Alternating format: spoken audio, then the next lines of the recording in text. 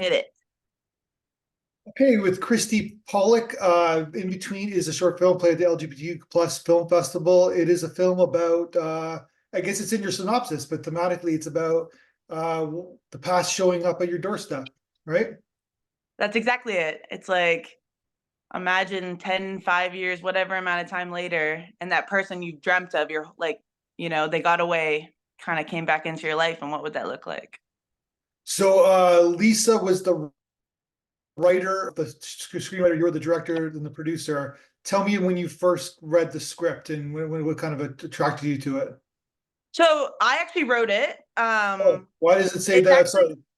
yeah, no, Lisa definitely kind of, it started as a feature.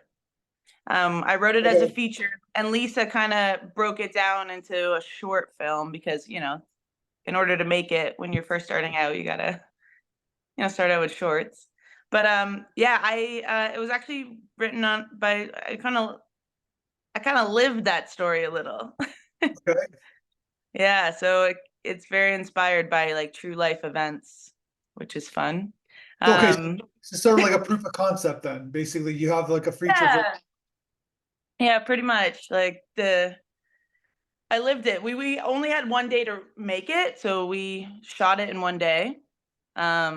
Just brought all the teams of everyone we work with on Handmaid's Tale and like shows like Reacher and stuff. So we pulled all of our friends and said we have this one day, and yeah, we just went for it. So you work on like, so you work in Toronto, like in the film industry. What is your job? What is your, I work as I was gonna call it day night job because you're not working like 8 hours. You're usually working 14, 15 hours. Go ahead. yeah, I actually just did that yesterday. Yeah, I work as an assistant director, so So I work you're in on the the AD, floor. you're in the AD department. I'm the AD department. So are But you a TAD right now or pardon? you a TAD right now? Yes, well, I've been a TAD. But yeah, I work as a third or a PA on the floor. Good thing. Are you like, I'm like 20 years ago or even 25 years ago, I worked in locations as the key Oh, locations PA that's back crazy. in the day. Oh, that's So amazing. yeah, so I understand the Wow. grind. Yeah. Yeah, the grind is fun. I'm working on a really fun one right now, so it's very exciting. But hoping to make my own. So Yeah, no, that's what people, that's what I did, right? So basically I did 2 years and then I realized that they're giving me, I know it sounds crazy, but they're giving me too much money. I'm gonna get stuck here. So I gotta get out of here. I gotta get out of this profession. that, but actually though, you start to get, you're like, okay, like, then you can afford that new apartment and then this Yeah, and that. And then I'm like, oh no, I'm in the grind now. yeah, you're in the grind. And then so then I got out after 2 years, but then it's like then you get like a relationship and then you like say you have kids and then you get a so you can't then you they got you, right? And there's nothing Yeah. wrong with that because everybody is personality suited for whatever. There's amazing people working in the film industry, but for me, I was idealist. I was an idealist. I moved to Toronto for a reason. I didn't, so then I had to get out. So Oh, yeah. that's incredible. Oh, that's smart. Honestly, that's sort of where I'm heading to, I'm hoping. So we'll see. You That's learn incredible. so much. Like you're like, yeah, like you said, you're on the floor, you're Tad, you get to meet the actors, and you get to see the whole production kind of flow. So from a filmmaking standpoint, like you made this film, like I don't know, I went to film school, but I learned more in a month than I learned on set than I learned like all of film school. So I am so with you. yeah. I did my degree in film. I went to LA for film and I came back and I'm like, oh, yep. You just got to get in it. Just as soon as you're in it for like a day, you're like, wow, this is completely different than I thought it would be. So Yeah. Is your family in the industry at all? Is that like, or you just, nope, just always had a passion for storytelling. And so my mom's a social worker. She's retired. My dad was a construction worker, retired. I just loved it. So I just got lucky, I think, with I just found the right people. I went to school, started in radio, then I worked for Chum FM. I was like Marilyn Dennis's like intern for a while. oh, wow. She's Okay. Yeah, and then yeah, and then I jumped into commercials and then I joined the Directors Guild of Canada and then now I want to make my own. I've Is always made my own, but there are always those like silly dumb films you make when you're a kid or yeah. you're just like travel films and I'm like, I should probably try something more serious. Is this, so this is your first official kind of film, like in the festival circuit and everything? Yeah, this is the first debut, like a film I would want people to see type Gotcha. of. Yeah, Yeah. that makes total sense. So I'm Yeah. watching your film like a couple months ago, and then I'm also watching with my wife. We're watching Frasier, the new Oh, Frasier, and I gosh, realized, wait a minute, yes. where do I know this actress in the film? She's one of the stars of the Frasier show. Yeah, Jess Salguero. Yeah, so I know her from the show Tiny Pretty Things. If you ever Okay. heard of that, it's like a ballet sort of show on Netflix. And so yeah, she was in that, and so I knew her from that, and we became like friends on that, and yeah, now she's doing Frasier, and she's been in Working Moms, and she's absolutely an incredible human. So she came out and did it with me, so that's pretty fun. Yeah, she's got timing. She's got comedic timing, right? So Yeah, she's so cool. She's just like yeah, such a cool human being and such a great like actress. So yeah. One yeah. assumes that that would be a hard gig to get the Frasier gig, right? So she and I she don't even know how she got that. That's so crazy. Yeah. chemistry, comedic timing, like it's talent, right? So Yeah, it's the talent, but like, yeah. Like, it's so funny. Like, there's this underground world of like getting these jobs or casting and stuff and then there she is on Frasier.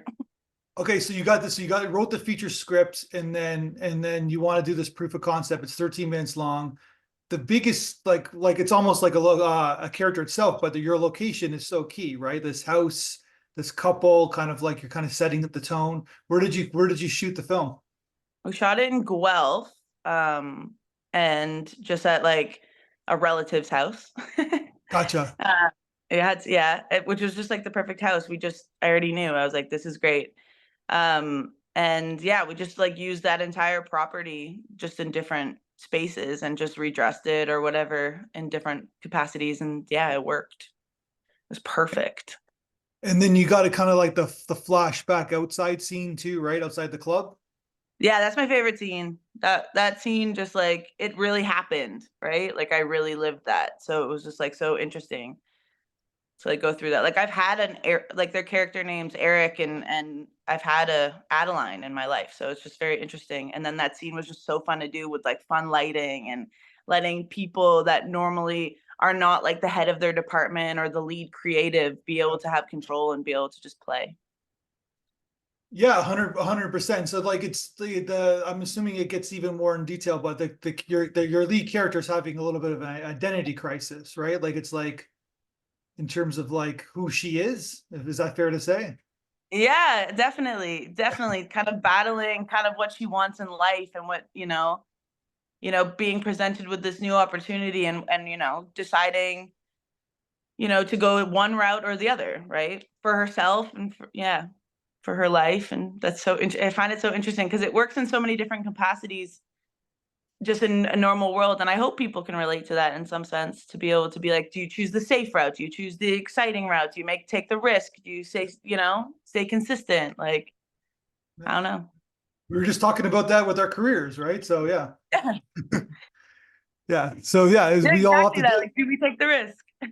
we all have to do it, right? But no, but it's like like this is like, like even making this film, it's like there's the anxiety, it's gutsy, it's a bold choice that you made. So tell me about the lead actor. So we were talking about where did you find her? So that's Lauren. Lauren and I actually met on the set of Reacher. She played like a weather girl. Okay.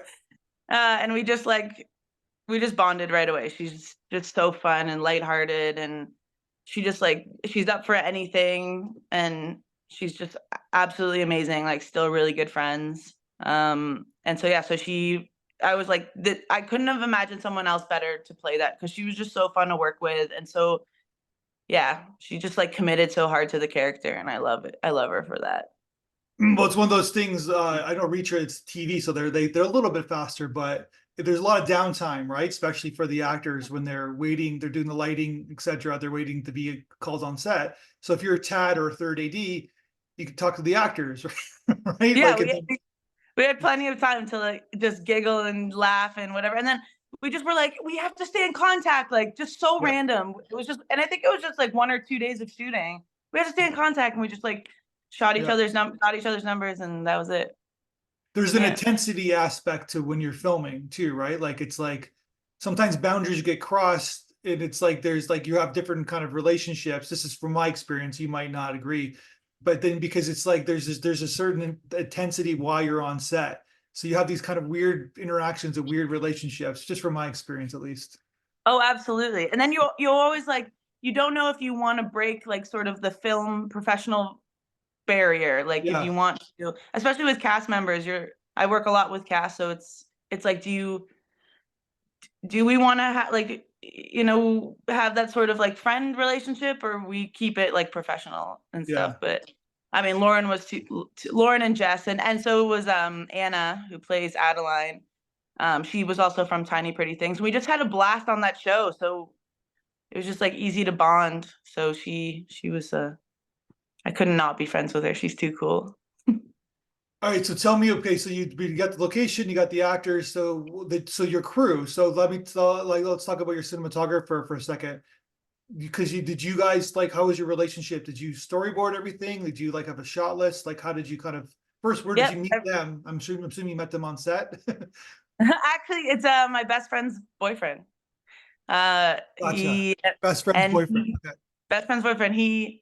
Uh, there was a lot of like choices to be made for like the director, for like the DP. It was because you want to choose someone maybe from your world, but like we didn't want anyone who would just like take total control. We wanted Yeah, to have a collaboration of people. sure. So, and he's already worked a lot in like he works commercials, and he makes a lot of his own stuff. He's a fantastic editor, and he did it for free. So we were like, let's do it.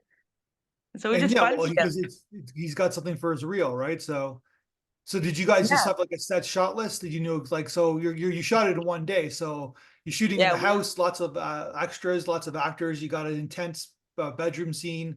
So I'm assuming you were prepared when you shot the day.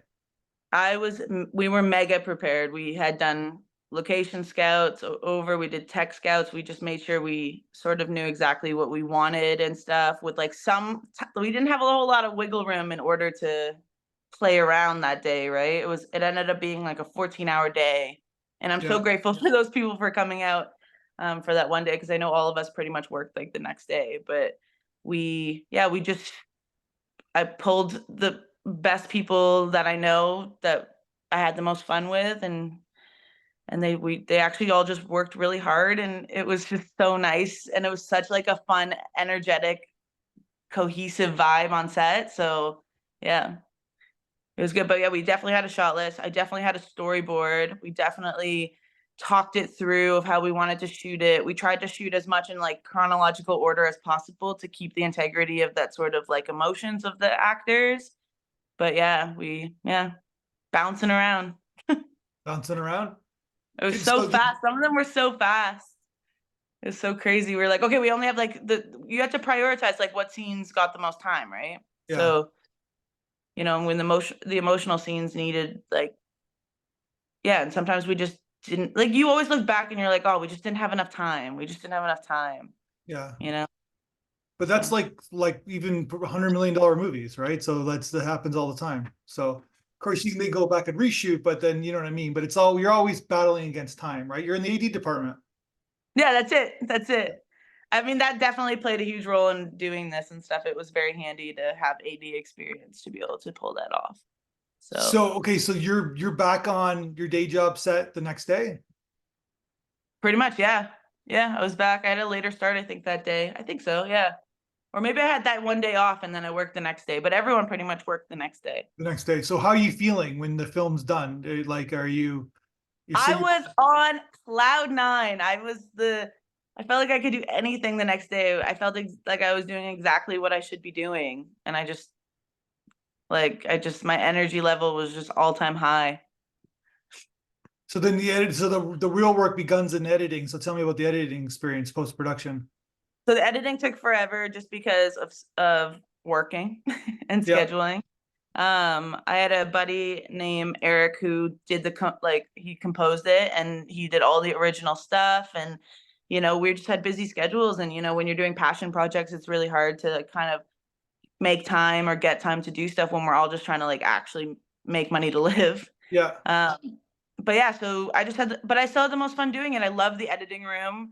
You know, Andy and I, the DP and I had who was also our editor. We just had fun. We looked at it. We were very hard on ourselves for sure, I think. But you know, we got what we wanted. We pieced together a 13-minute film and it worked out. So So what about sound? How'd you do the sound? the sound, so Eric also did the sound design on it. So he played around with like, because he's trying to get into that world as well too. So he crushed that. The sound guy on set was a guy named Burton, who I know from Handmaid's Tale, and he's absolutely incredible. So the sound worked out really well. We had one musical person who gave us her music. Her name's Charlotte, and she's an absolute amazing bomb ass singer. And so she gave us some of her songs to be able to play in it too. So that was really nice. So then the film's done. Like have you showed it to the crew, the cast yet? Yep, we did a premiere in December at the Toronto Shorts Festival. I just couldn't wait anymore. I just like wanted to show it so badly. And Yeah. then yeah, it's been in like a bunch of things, and you know, I learned so much from this whole process and met so many amazing people like yourself. And just it's been just a ride. And now we can make more. Yeah, I I'm was just saying, hoping. so you have your website, right? Yep. CHRISTIEPAWLUCH.com, and you're basically kind of like you're setting up like a production company. Like I'm assuming this was your first project. And Yeah, so yeah, what's next for you besides working like a what are you million. gonna make another film? I'm gonna make another film. I want to make a thriller. I don't want to be like genre, like complete one genre. I want to be able to explore different things, and I really want to. We wrote a thriller, same writer and I, and yeah, we're just gonna try to grab some funding for it and make it. We're ready.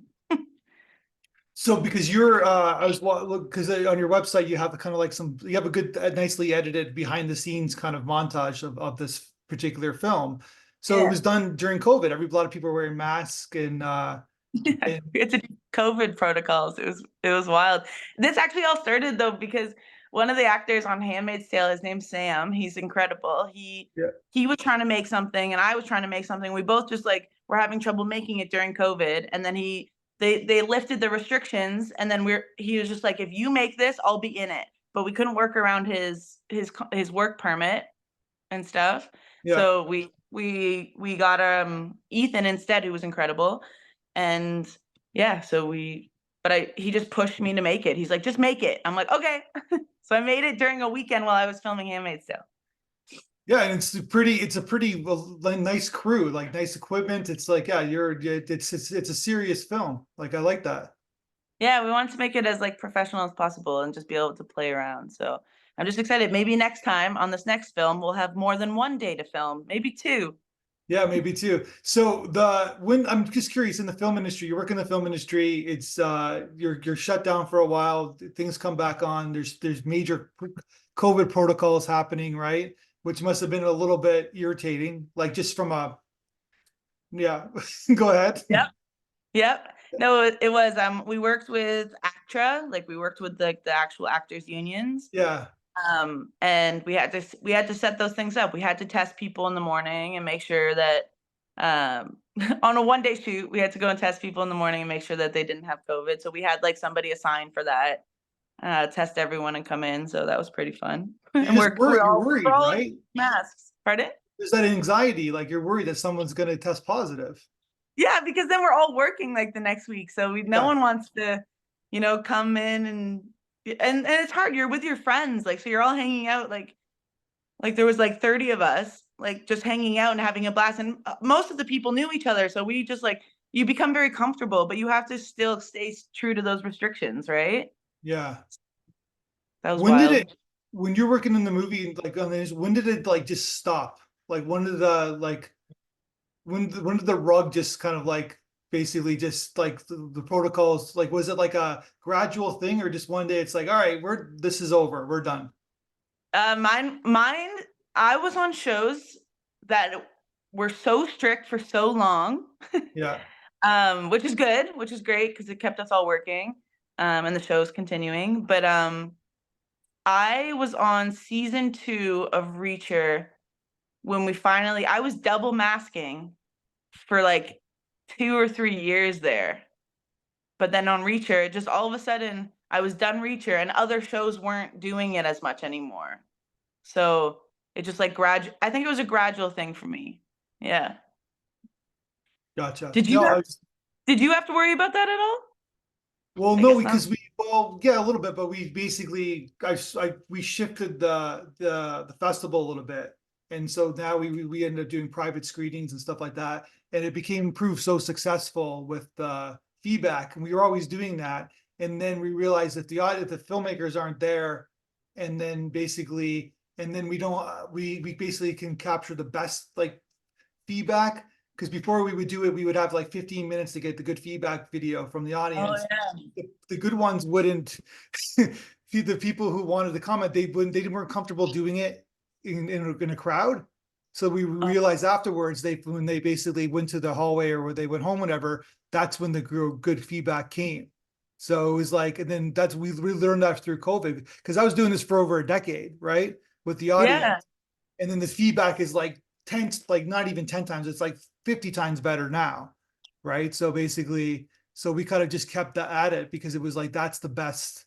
And then we added the podcast and we had the interviews and stuff like that. So yeah, because we were just then, so we started that during COVID, and then we just kept at it, because we, of course, we shifted things a little bit, but basically it's like that's what we proved to be the best, the most successful, because it's about showcasing the filmmaker, right? That's basically what we want to do. Yeah. Wow. Wow. I do really like those audience I just think it kind of warms your heart a bit, just, seeing people's reactions kind of like because you feel them like when you go into the screen, like the screening room, Yeah. or like whenever you watch them on a screening, like you get like the audience reactions, but you don't really see their faces, right? You Yeah. you just like feel the energy, and that's wonderful in itself. But the audience reaction videos are just nice, just to like just seeing people kind of relate to something that you've gone through, just kind of like forms like this weird like connection, I guess. Yeah, that's what we tried to do, right? So yeah, that was the original idea. And then yeah, so we just, it's like anything, you just kind of like you tinker and you try to make the best thing possible, right? So yeah. So Absolutely. yeah, no, Yeah. it's a different, like it's so funny. I was just talking to a guy who basically, he was like interviewing these scientists, right? Who are about like, in the vaccine, there was like this huge like competition to get the vaccine. And Mhm. basically he was just saying like how we're talking about COVID, you and I, but like we still need a few more years to have perspective, right? And then there's going to be some great stories about like even the vaccine competition between all the drug companies, right? Yep. It was all the smartest minds, like they forgot they shut down everything else they were doing, and they were like, because it was about making money too, right? There's a capitalistic gain to it, right? And then like, Absolutely. yeah, so then what you went through with like, and then all of a sudden it's like, when enough is enough, like we, like even with my kids and with like my family, it's like, all right, like when do we stop doing this, right? Like when do we stop masking? When do we, like, it's like, you know what I mean? Like there is no like, Like, when is it safe? Yeah, you're right. You're right. Like, when is it good to do that? Yeah. But also, when is it good? Like, I noticed I got sick right away. I was like, I started getting sick faster than I ever did before. And I was never ill, And I think I hadn't been exposed to like any germs in like 3 years almost or something. yeah, oh yeah. Well, that's what happened. That's what happened with kids, right? So some kids didn't do anything. Like they were just outside playing, whatever like that. And then they went to school, right? And then everybody got sick Yeah. because they Yeah. didn't And get everyone's worried. some Is didn't it get sick for COVID? 2 years, right? Right? Yeah. Remember those other illnesses, like just like the normal flu or Yeah. whatever, just what kids get. Yeah. But And yeah. then there's the initial like overreaction to the cold and the flu, right? Because you haven't Yes. had it in a long time, and then you're like, you know what I mean? So it's all this like I said, there's some great stories to be, but we still need like, it was his words, but I kind of agree with them. It's like, yeah, we're like, all these people try to make these COVID movies right away, and it's like, yeah, but we always need perspective, right? We always need a little bit of distance. Yeah, absolutely. Absolutely. And at the same So time, people are sick of it. They don't want to hear these stories, but then maybe in a couple of years they will. They'll want to hear it because you're like, right, perspective. It's later. Yeah. yeah, because they're sick and tired. Like we like when I with the start of the festival started, there were so many COVID. You have no idea how many COVID inspired films there were, right? Like, Oh wow. yeah, like Yeah. so many, right? Like Zoom, there was like million Zoom movies, right? Like it's like after a while, it's like you can't watch them anymore, right? Like, It's just too much. yeah, it's too much They're of a good thing. probably really good. Anyways, basically, so Yeah. that's why I was interested about the film industry because I know they were very like like hands-on, like with the youth. There's so many unions, right? You got DGC, you got the NIATSE and NABED, you got all these like different unions. You got, of course, ACTRA.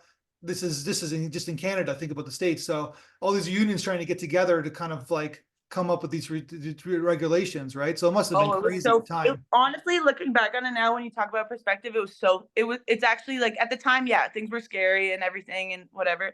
But like looking back, like one of my first times back on set, they did a demonstration where we had to be double masked and wearing goggles and everything all the time and constantly washing our hands and sanitizer all the time, blah blah blah. And obviously like couldn't have that many people on set. But they gave us a demonstration where we had to go to like the fire lane and face the wall with our drink, if we ever wanted to take a sip of our drink, face the wall, Yeah. bring our mask down, take our sip, facing the wall, and go back, and then go back to work. And I was like, wow, this is different times. Yeah, well, think about the mental health of that too, right? Like which needs to Insane. be discussed as well. Like that's not good for people's mental health. No, so now looking back, I'm like, that was so funny. Like, that's crazy that we would go every time we needed to drink water or coffee or whatever, go to the fire lane, Yeah. face the wall, take a Yeah. sip, and come back. So people got dehydrated for sure because, well, one thing, you're talking with the mass, so your throat is going to get drier, and then you don't want to drink because you don't want to go through what you just discussed. So then people are going to be dehydrated, obviously, right? So it seems like that was a no-brainer. Absolutely. Yeah. Yeah. So Yeah, there's for little sure. things, little nuggets like that, right? Like just it's just absolutely crazy. I don't think we're ready to even talk about it No, now, it's but weird. It's weird to talk about it. yeah. Funny though. No, I mean, yeah. All right. Well, fantastic film. Really nicely crew. It's like, yeah, I like your website. You seem to be on your way. So next thing is, to make your next film. That's it. Keep going, make our next film. Yeah. Keep Yeah. building and having fun with it. So yeah. And just do the, like I said, do the grind on set. There's so much to learn, right? So Yeah, I love it, honestly. But you're right. Eventually, hopefully we'll see where it all goes. like I said, like this is just my journey. Everybody's got their own journeys, right? So yeah. Everyone's got their own journey. It's exciting. Yeah, it is. People just you seem like you love it. Like you love being on set. I don't think it was my favorite thing in the world. So that's different. So I don't mind long hours. I don't mind it at all. It's just that I didn't mind. I minded that repetitive kind of. I don't know. I just for some reason it was great for the first year, and then it was starting not to be so great the second year. That's just but that's my story. But I know people who love it. That's their thing, right? So Oh, absolutely. I'm learning more and more every time I do it, but I think I have a new perspective since I've made my first film, like yeah. real film. I think I have a different perspective when I go into it now. I'm just like sort of learning and we're, learning more and like figuring out like what the next path kind of looks like or whatever. And just telling people like that's the next thing I want to do. Like I'd love to be with a director now and just like kind of learn and be the best I can for them and to help them with their creative process so then I can learn stuff. That's probably the next stage. Should do some shadow directing. So Yeah, that's it. all right, let's talk again Woo. when you make your next film. Pardon? I said let's talk again when you make your next film. I can't wait. Here.